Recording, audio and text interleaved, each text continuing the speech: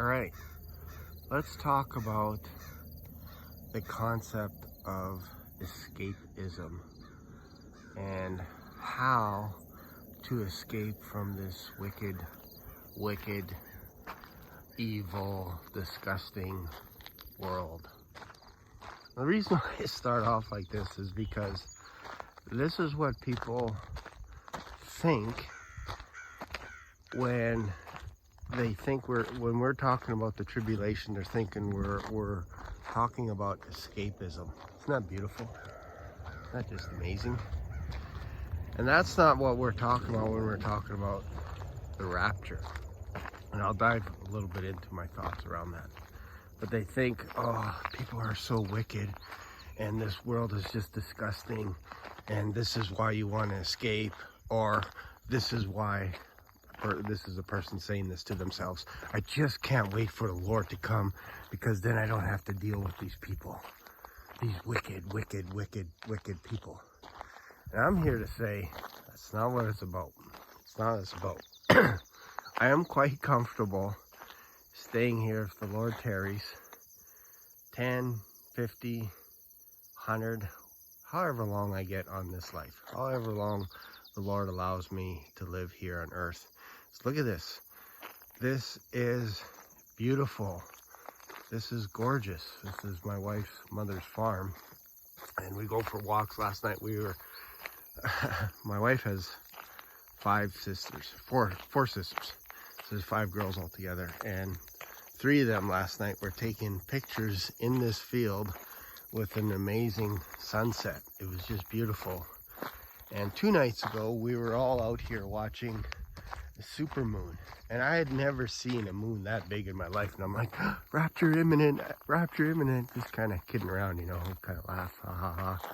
But it makes you think. That's all it is. It's just like, you know what, the Lord can come one day. That's all we're talking about, is the Lord can come and get us. Now, let's talk a little bit about the rapture.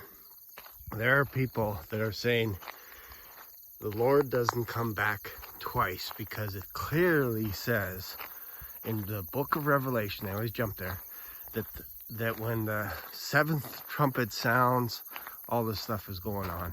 And we have to understand what the word trumpet can mean. The word trumpet can mean a few different things. It could actually mean an actual trumpet made from sheep horns. Sometimes there's one of them, sometimes there's 2 of them attached together, and there are distinct sounds.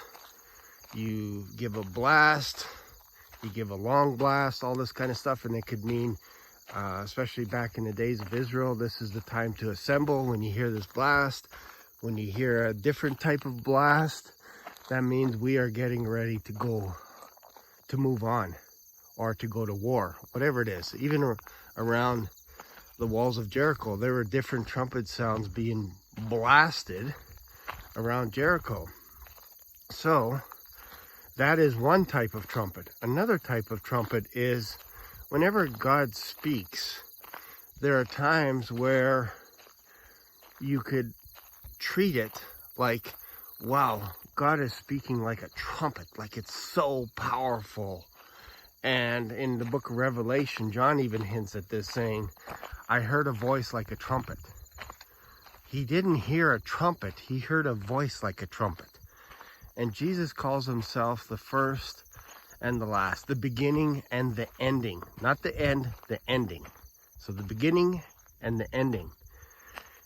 And when you look at that symbolism and you realize that John is talking about whenever he sees Jesus Christ in his vision, he's talking about whenever Jesus Christ speaks, he's talking about, oh, I heard the voice like many waters. I heard the voice like mighty waters. I heard the voice like a trumpet. All this kind of stuff. He's using symbolism to describe Christ. And when he talks about his legs like brass, burnt like brass, again, you get a symbolism that goes all the way back to the book of Daniel, where Shadrach, Meshach, and Abednego were in a fiery furnace. with one that looked like the Son of Man.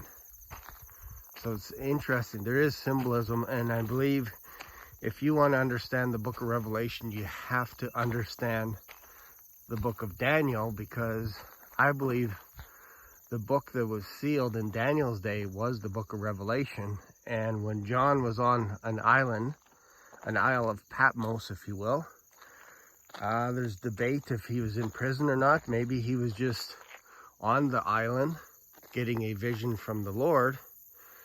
And I believe that book was the book of Revelation that was opened up to John to get a first-hand witness of the end times, which Daniel also saw, but was told to seal it up because it's going to be in the latter days. It's going to be far away. Don't even worry about it. It's so far away. But in John's day, it was like, here, you get a snapshot, and I want you to share it to all the churches, which is interesting. So, again, my belief is if we are Christians, when we die, we are resurrected right away. This is what I believe. When I say resurrected, I'm talking about coming to life instantaneously. That's what I believe happens to us as Christians, because again, if you look in Revelation, there are hundreds of thousands of people around. There are people that are ruling in thrones in heavenly places, and this is all before the souls of them that are beheaded because they didn't take the mark of Christ. So somebody's living in heaven right now. Somebody's living there. Jesus Christ is not in heaven by himself, just having coffee with God. It's not like that. It's clear that Paul talks about that in his epistles, that he wants to be with Christ, but he is still here because he knows that there's work to be done. And once he was finished that work, that was it. He was out of here. So that's what when I'm talking about the rapture, I'm talking about there is a day that the Lord is coming back to get us, and it is going to be secretive. It's not going to be for all the world to hear, because that's the day of the Lord. That's when Christ is coming to judge all the nations, and all the nations will see him.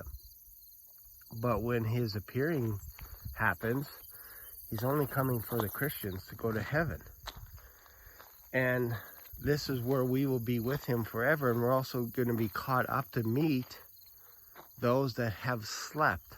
Slept meaning they died in Christ. We're going to see them again one day, but they're not in the ground sleeping right now. They're not. Paul never once hinted that they're asleep in the ground.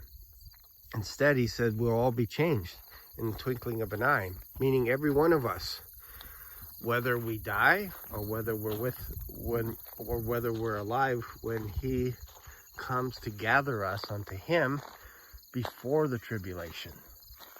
Again, that's what I believe Paul is talking about in his epistles, and you have to kind of separate that out again a little bit from Revelation, because Revelation, again, to me, is what Daniel saw. And Daniel was told to seal it up. John was told to open it up. I believe they're both the same book, talking about the end, the latter days, if you will, when the Antichrist is going to show up. And Daniel saw all this stuff. He saw all this stuff. He saw the Antichrist. He saw how it all worked. And then I believe he even saw the second resurrection, if you will, where everyone's going to be judged. So, if you want to know a little bit more about my thoughts on 2 resurrections, 2 deaths, then check out that video. But hopefully you got something out of this. This is an amazing farm. I'm going to go back. I'm going to have some breakfast.